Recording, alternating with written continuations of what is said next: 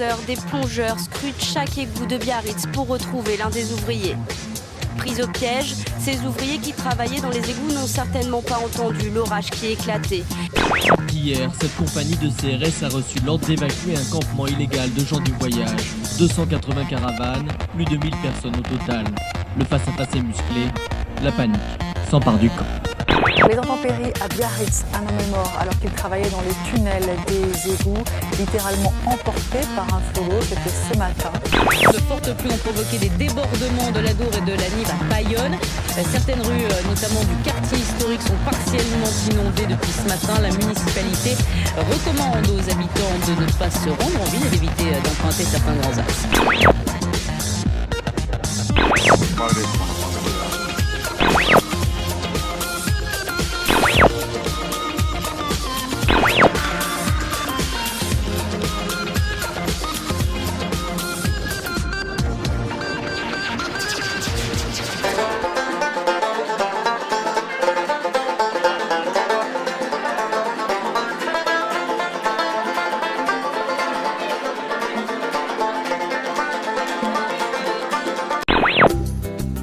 Nous cheminons sous le regard indifférent des chevaux, dont les silhouettes se détachent sur les bords du large plateau, perché à 1268 mètres. Il y a 2 heures que nous sommes partis. On venait toujours, que ce soit les Bayonnais à Aguilera ou les Biarros à Saint-Léon, on venait toujours en car. Et peu importe le résultat, le bus y rentrait, on faisait toujours la 3e mi-temps à Bayonne.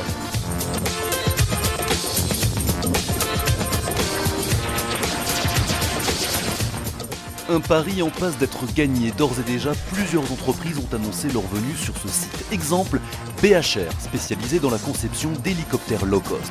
Technocité, une opportunité pour cette jeune société biarrote en plein développement. Ici, nous avons que 150 mètres carrés disponibles. Là-bas, on va avoir 1600 mètres carrés.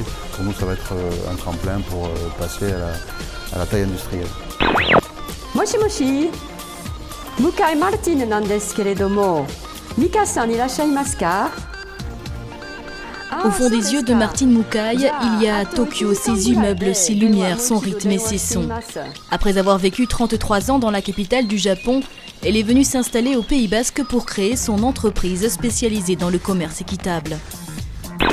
Le développement des transports en commun, un axe majeur de la politique de la communauté d'agglomération du BAB. Le but, proposer une alternative au tout-voiture, car aujourd'hui ce mode de transport représente 80% des déplacements sur le BAB contre 4% pour le bus. Afin d'inverser cette tendance, un réseau performant et élargi a été créé.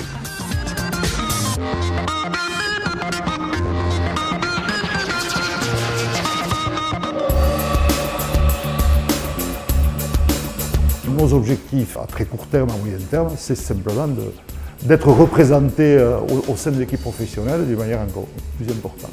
Il faut que ces jeunes, lorsqu'ils sont talentueux, lorsqu'ils ont de l'ambition, ils savent qu'à l'intérieur du club, on pourra les accompagner très longtemps, jusqu'au métier de joueur professionnel.